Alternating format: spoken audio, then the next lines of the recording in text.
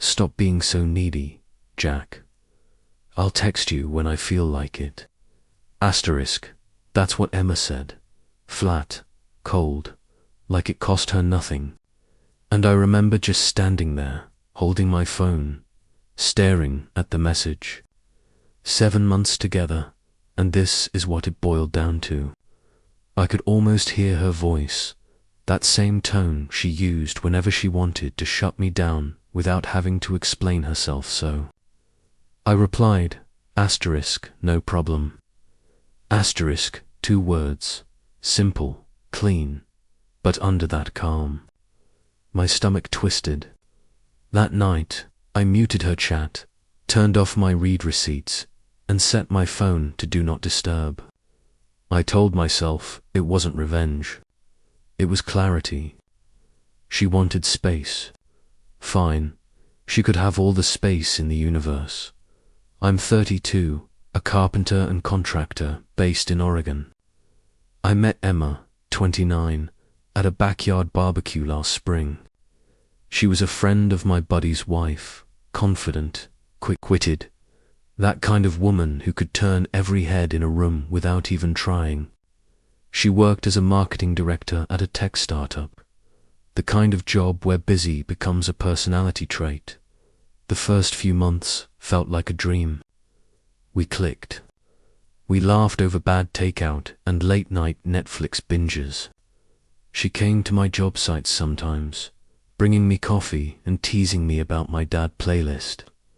We talked about everything, family, goals, even the idea of moving in together one day. It wasn't perfect, but it felt real until it didn't. Somewhere around month 5, things started to shift. The texts got shorter. The replies took longer. Plans suddenly became maybe. When we did meet, she was there but not there, eyes flicking to her phone, smiling at something invisible. At first, I thought I was imagining it. Everyone goes through ups and downs, right? But then came the cancellations. The sorry, I have to reschedule texts that hit like clockwork every Friday afternoon. The missed calls. The excuses that didn't quite add up. When I finally brought it up, she laughed. Actually laughed. God, Jack, you've gotten so needy lately. Can you chill for once? Not everything's about you. That stung.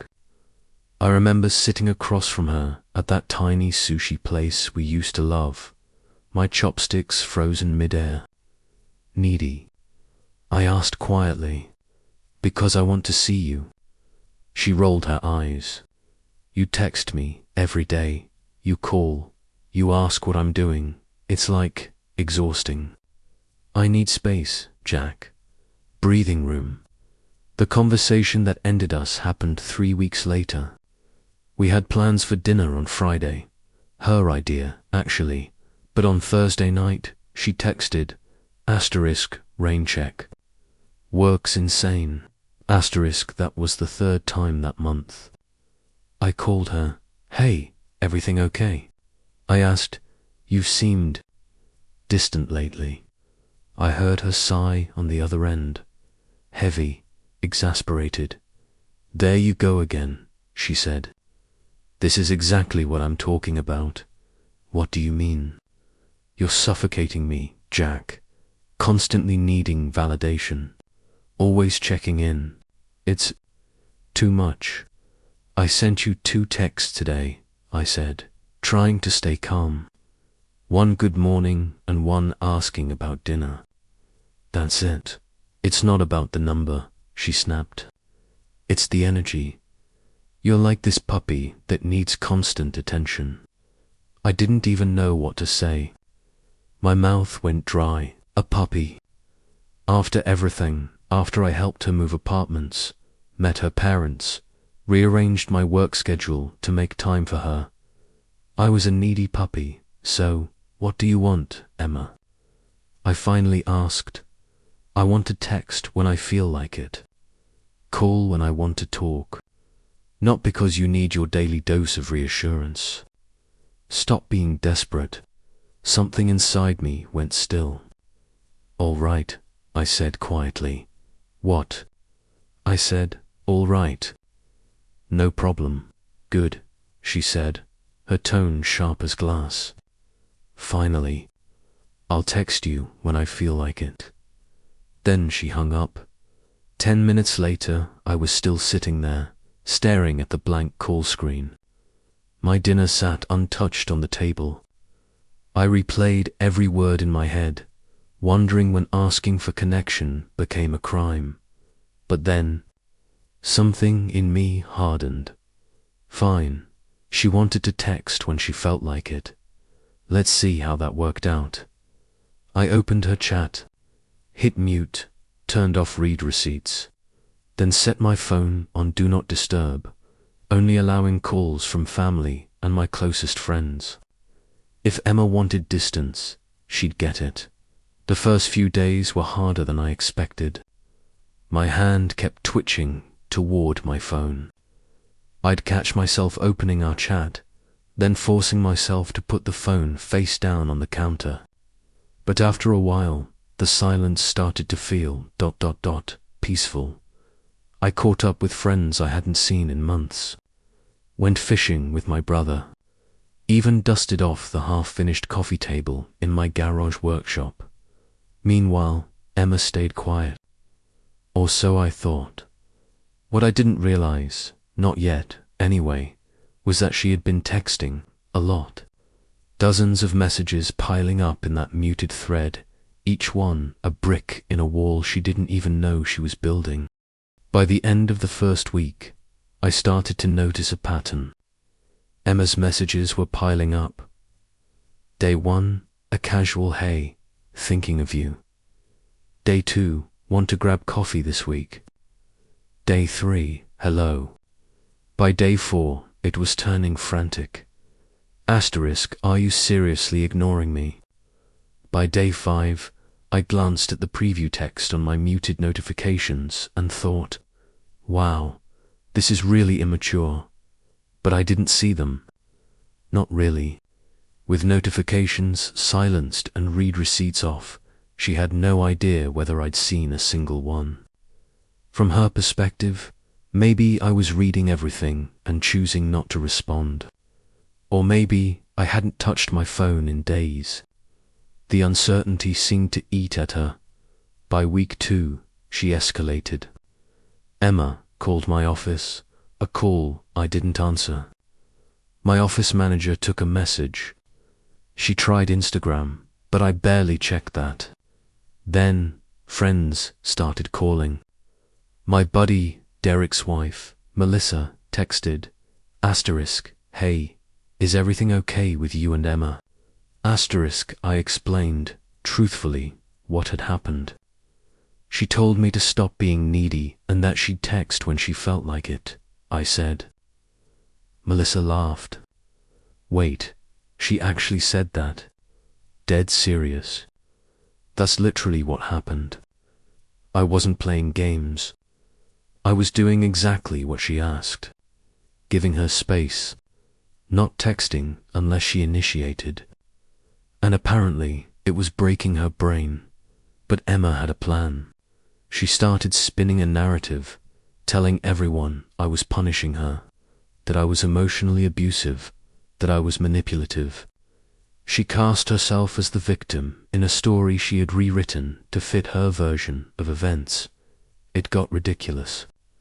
She called my work again, stood outside my door. I looked through the peephole one Tuesday evening and froze. Her hair was wild, mascara smudged, face red with fury. I opened the door but kept the chain on. Jack, where the hell have you been? She demanded. I've been right here, I said, calm, measured. Texting you when you said you'd text, giving you the space you asked for. You've shown me hundreds of messages. She yelled. Even came to my office. Must be a phone issue, I said. You told me to stop being needy. I'm giving you space. Isn't that what you wanted? her face twisted between frustration and disbelief. You're manipulating me. This is emotional abuse. I could only stare. This isn't manipulation. This is exactly what you asked for. She tried to push past the chain. I didn't move. We need to talk, she said. Do we though? I asked quietly. You called me needy, suffocating, desperate. That ended this. That's not a relationship. That's you controlling every part of it. She started crying. Tears fell fast, hot, streaking down her cheeks. I miss you. Can we talk? I took a deep breath. Emma, you called me a needy puppy. You said I was desperate. That's not what you wanted. You wanted me chasing you, proving myself, begging for attention while you decided if I was worth your time. I'm done with that game. Her last words were a foot in the door. If you close this door, we're done. I moved it shut, locked it, and stepped back. She pounded on the door for another 5 minutes, yelling about how I'd regret it, how I was throwing away something special, how no one would ever care for her like I did. I laughed quietly. That was her version of love. That was her proof of care. I'd take being alone any day. The next morning, I checked my phone properly. 134 unread messages. Skimming them, I realized the escalation was fascinating. Days 1, 2, 3, casual messages. Days 4 to 7, irritation and demands. Days 8 to 14, anger mixed with worry. Days 15 to 20, full panic, apologies, begging. Days 21 to 22, threats, asterisk, this is immature of you. Asterisk, asterisk, apologize now. I might forgive you. Asterisk, asterisk, you're proving my point about being needy. Asterisk, asterisk, silent treatment is just another form of neediness. Asterisk, and the morning after her door visit, she sent another text. Asterisk, you've shown your true colors. A real man would fight for the relationship, not play childish games. Asterisk, I laughed. She was blocking me while trying to convince me I was emotionally abusive. 20 minutes later, a text from an unknown number. Asterisk, Jack, it's Emma. I blocked you, but I have more to say. Asterisk, I blocked it. Then came an email. Asterisk, we need to have an adult conversation. Marked as spam. Her mum called next. Hi, honey. I'm worried about Emma. She says you two had a fight. I sighed. No fight. She told me I was needy and to give her space. I did. She's upset. Her mum, sweet and kind, just said she really cares about you. Maybe you can talk.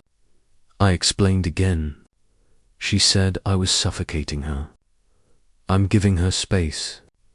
That's not caring. That's convenience. Her mum paused, then softly said, she's always been like this. Don't let her convince you otherwise. It wasn't just the messages. Emma came to my workplace, making a scene, claiming I was mentally unstable. My office manager, Donna, a nonsense woman in her 60s, told her, asterisk, honey, the only unstable person here is the one showing up at a man's workplace after he dumped her. Asterisk, she tried to spin stories on social media to long posts about narcissistic men, about how lucky she was to escape mind games and emotional abuse. Friends initially supported her, but soon questions arose. Asterisk, wait, didn't you tell him to stop texting you? Asterisk, by the end of week 4, I had enough. I filed for a no-contact order, documented her visits to my home and workplace, saved every harassing message. The judge granted a temporary restraining order immediately. Emma violated it 3 times in the first month. Tried contacting me through friends, fake social media accounts. Each attempt documented, reported, and through it all, I realized something vital. When someone tells you your basic needs are too much, believe them. Don't try to rationalize, negotiate, or minimize yourself. Walk away. Emma didn't want a partner. She wanted a fan club she could turn on and off at will. And I wanted a relationship. One with respect, communication, and boundaries. I moved on. Started my own contracting business. Met someone new, Carmen, a nurse. She communicates. She makes plans. She actually wants to see me. It's night and day. Emma. She's still posting vague complaints about toxic exes and surviving emotional abuse. Still spinning her narrative. Still testing boundaries. But it's no longer my problem. The best revenge, I learned, isn't a plan. It's letting someone live with the consequences of their words and actions. And for anyone out there stuck in hot and cold relationships, wanting basic communication isn't being needy. Wanting your partner to show up isn't desperate. Expecting consistency isn't suffocating. Respect yourself. Walk away, because someone who truly wants to be with you won't make you beg for attention. After the restraining order was in place, I thought for a fleeting moment that the chaos might finally stop. I could go back to life as usual. Work, friends, projects, maybe even a weekend fishing trip without constantly checking my phone. But Emma had other plans. Within days, mutual friends became the next battleground. Melissa called again, trying to navigate the minefield. Jack. She came by crying, said you were emotionally terrorizing her. She wants everyone to know you're unstable. I leaned back in my chair. Melissa, she told me to stop being needy. I'm doing exactly what she asked. She's the one creating the story now. Melissa sighed, a mix of disbelief and exhaustion. I know, but it's hard for people to see through her version. She's really convincing when she wants to be. I appreciated her honesty. It wasn't about convincing everyone else. It was about me standing firm, documenting everything, and staying calm. And yes, a part of me felt a strange thrill. This was a test of patience, discipline, and clarity. And I was winning. Emma didn't stop her mutual friends. She escalated through every channel she could find. Texts, emails, Instagram, DMIs, voicemails. She became a hurricane of anxiety and accusation. Each attempt at contact violated the restraining order, giving me more evidence, more leverage to protect myself. One day, she even sent her friend Brittany to my house with a letter. Brittany seemed embarrassed. "I'm really sorry," she whispered. "She asked me to give this to you." I told her gently but firmly, "There's a restraining order. I can't accept this. I can't." Brittany left, and I locked the door. Another violation documented. Another reminder that boundaries exist for a reason. Through all this, I started noticing patterns, the hot and cold routine, the frantic panic followed by aggressive attempts to regain control, the manipulation cloaked as concern. It was a cycle I had unknowingly endured for months. And for the first time, I understood something crucial. When someone tells you your needs are too much, it's not just a difference in communication styles. It's a red flag. It's a warning that they're interested in controlling your experience, not building a partnership. I reflected on the past 7 months. Emma had asked for a relationship on her terms. I was to chase her, prove my devotion, beg for attention, and constantly validate her feelings, all while she determined if I was worthy of her time. That wasn't love. That wasn't partnership. That was emotional control disguised as romance. Meanwhile, my life was slowly reclaiming itself. I focused on work, finishing projects I had left unfinished, connecting with friends I hadn't seen in months, and exploring hobbies I'd neglected.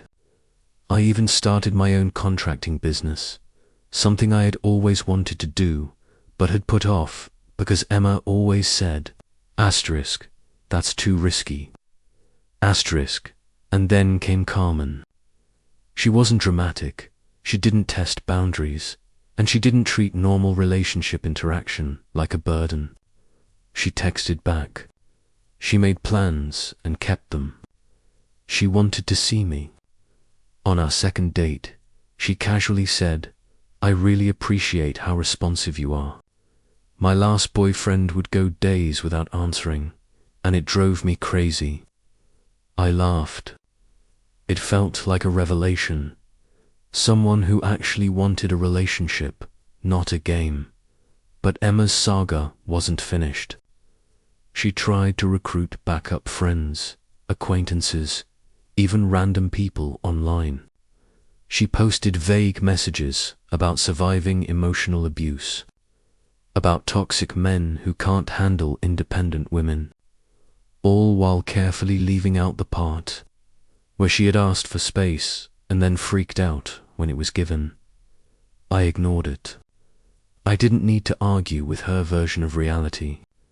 Every violation of the restraining order, every attempt to contact me, became just more evidence of the pattern she had created.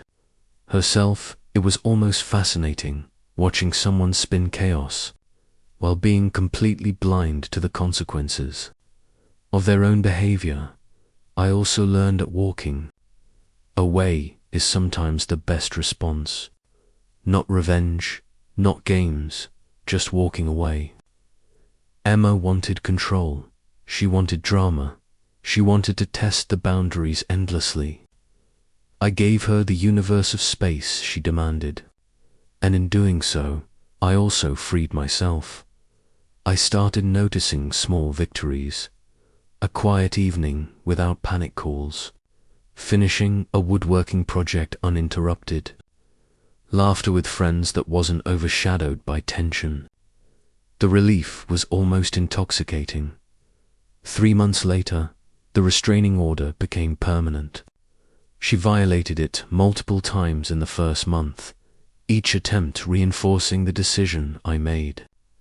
Meanwhile, Emma cycled through new partners, pulling the same hot and cold routine.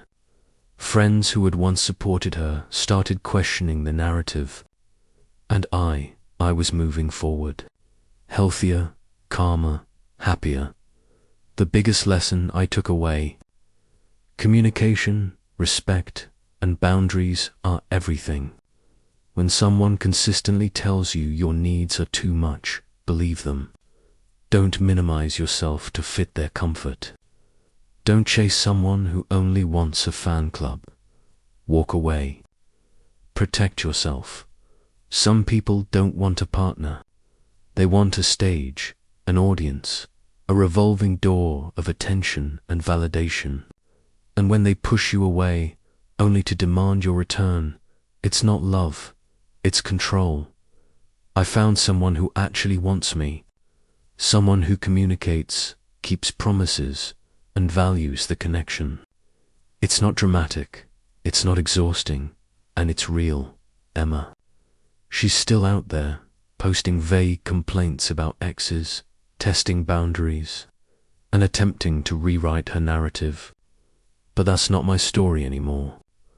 My story is about reclaiming my time, my peace, and my life. And for anyone watching, listening, or reading this, you're not needy for wanting basic communication.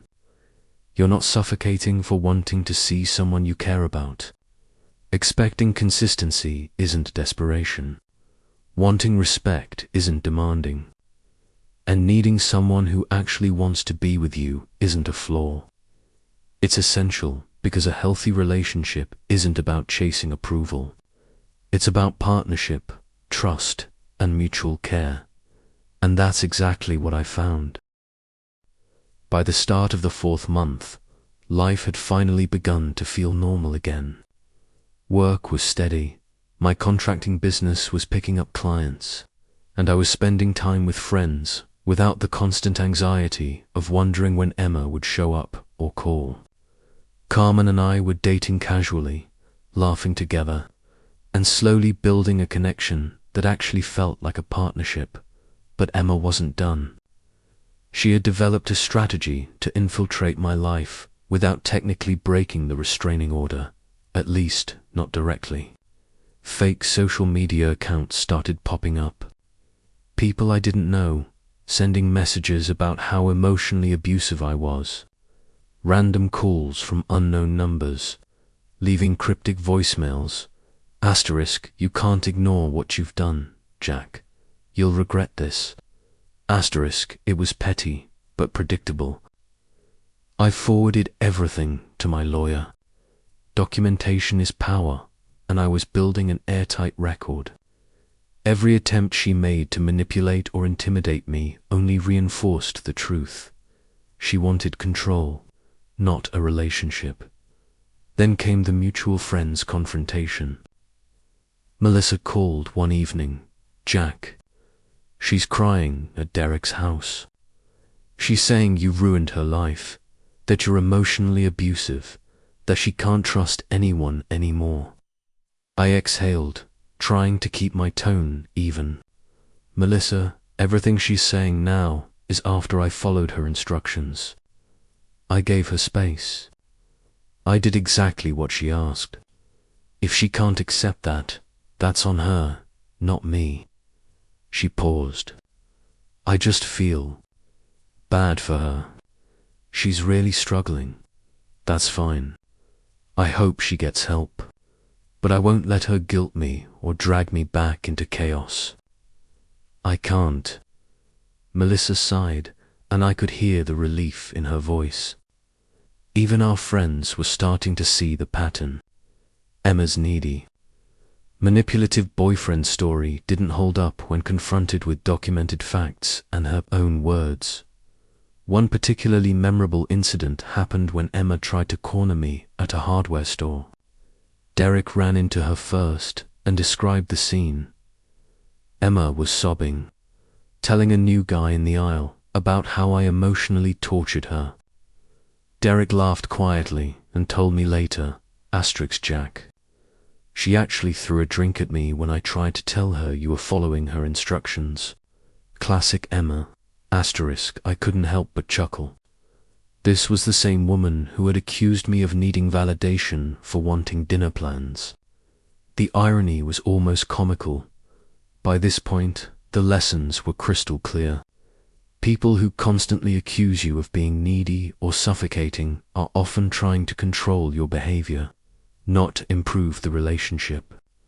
They want a partner on their terms, someone who bends, adapts, chases, and proves devotion on demand. They're not looking for mutual care or respect, and I wasn't about to play that game anymore.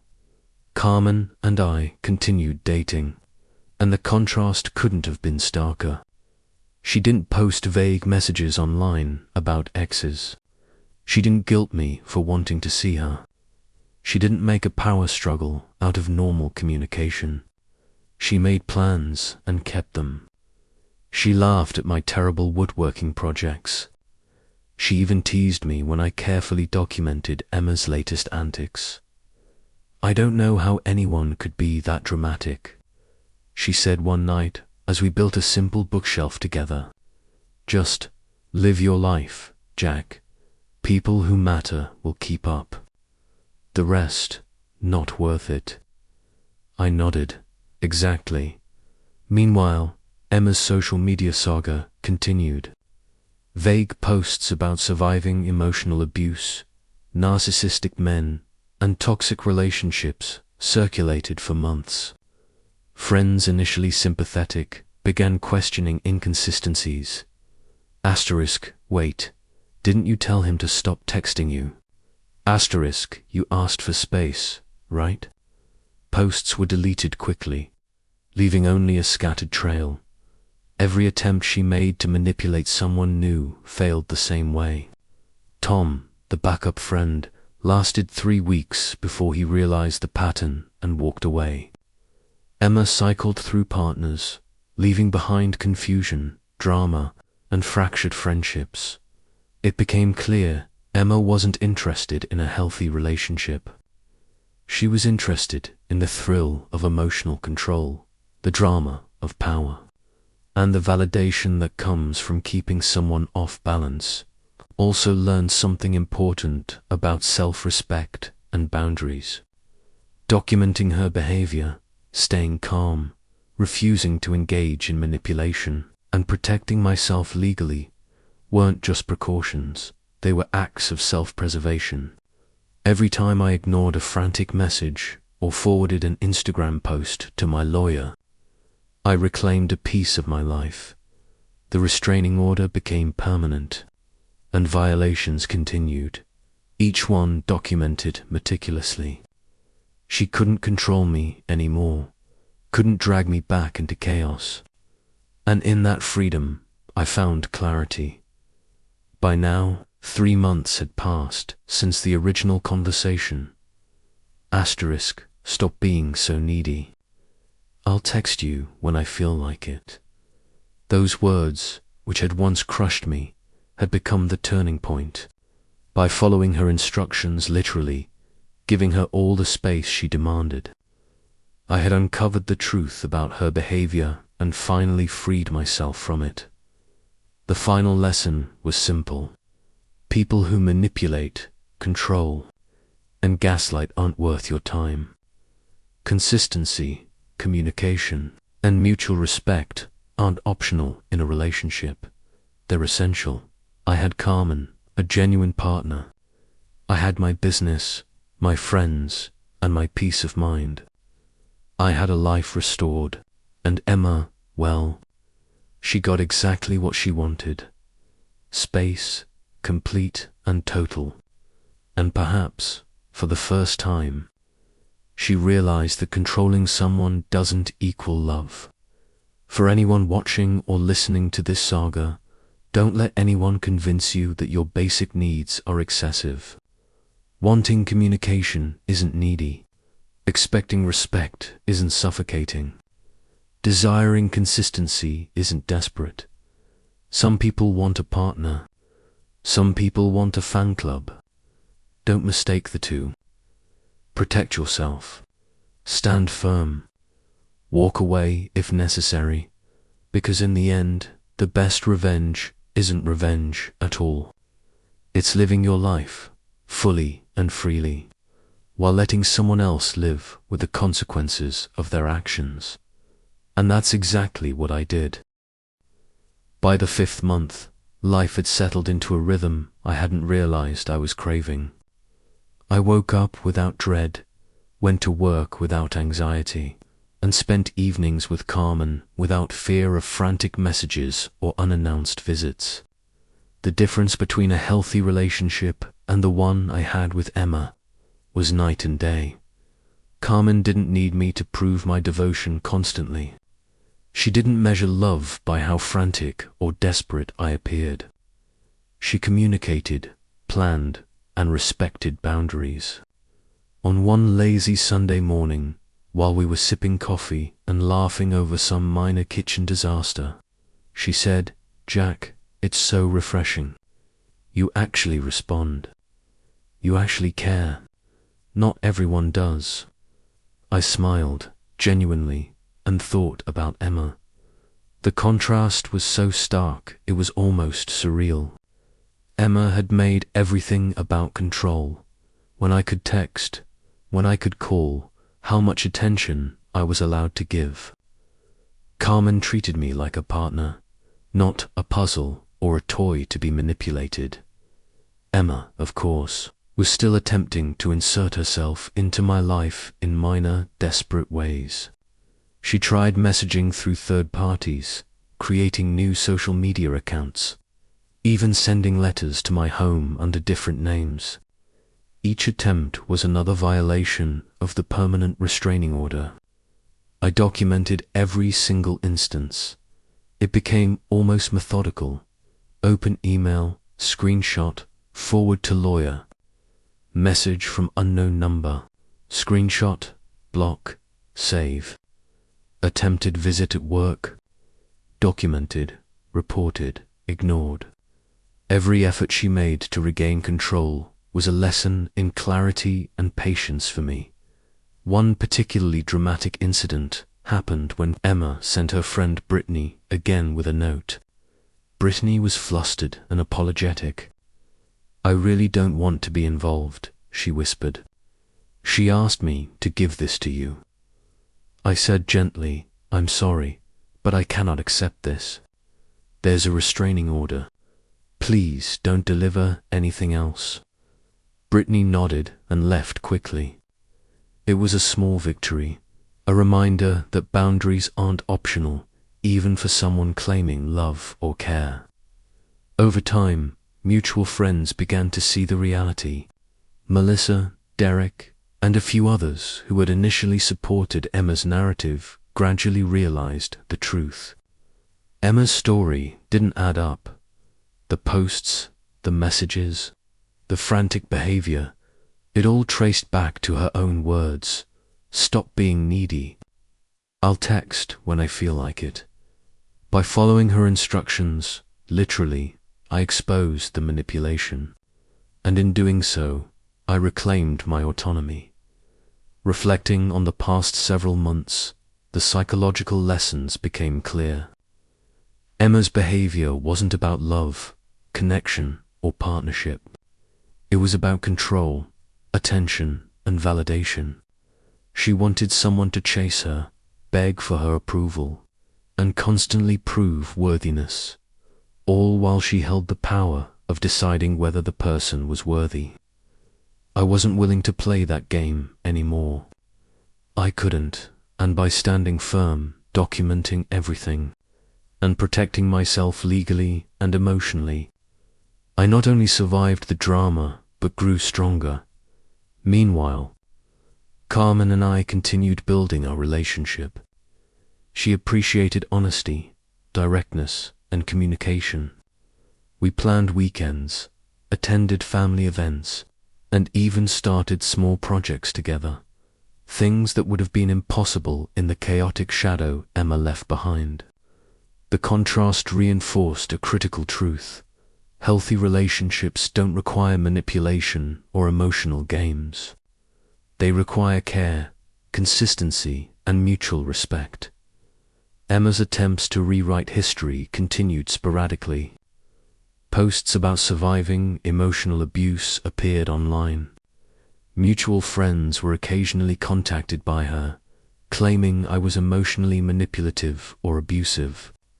But by then, most people had seen the truth. They had heard my side, seen the documentation, and recognized a pattern.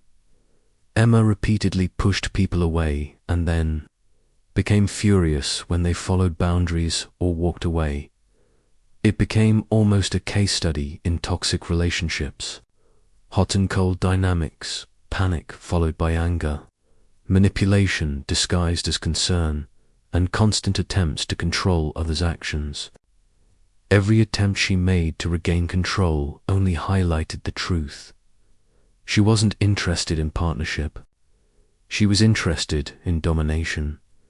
I also discovered the value of legal protection and clear boundaries. The restraining order became a safeguard, a structure that allowed me to live freely while ensuring Emma couldn't cross into my life without consequence. Each violation was another documented lesson in personal responsibility and the limits of someone else's entitlement. 3 months into the permanent order, she had violated it multiple times, each violation reinforcing her inability to respect limits. But with each instance, I remained calm, composed, and detached. I no longer cared about convincing her, placating her, or being the good boyfriend she demanded. I only cared about my life, my peace, and my partner who actually respected me. And then the final reflection hit me. The best revenge isn't an elaborate scheme. It isn't humiliation or retaliation. It's living your life fully, building genuine connections, and letting someone else live with the consequences of their own behavior. Emma got exactly what she wanted: space, boundaries, and the reality that controlling someone doesn't equal love. I got what I wanted: freedom, respect, and a real relationship. For anyone watching this saga unfold, here's the ultimate takeaway: wanting basic communication, respect, and consistency isn't being needy. Expecting someone to honor plans and show up isn't suffocating. Desiring mutual care isn't desperate. Some people want a partner. Some want a fan club. Don't confuse the two. Protect yourself. Set boundaries. Document manipulation. And walk away when necessary. Because the life you reclaim, the peace you achieve, and the partner who truly wants to be with you, that's the real story. And as for me, I'm finally free. Free to love, free to live, and free from someone who mistook control for care.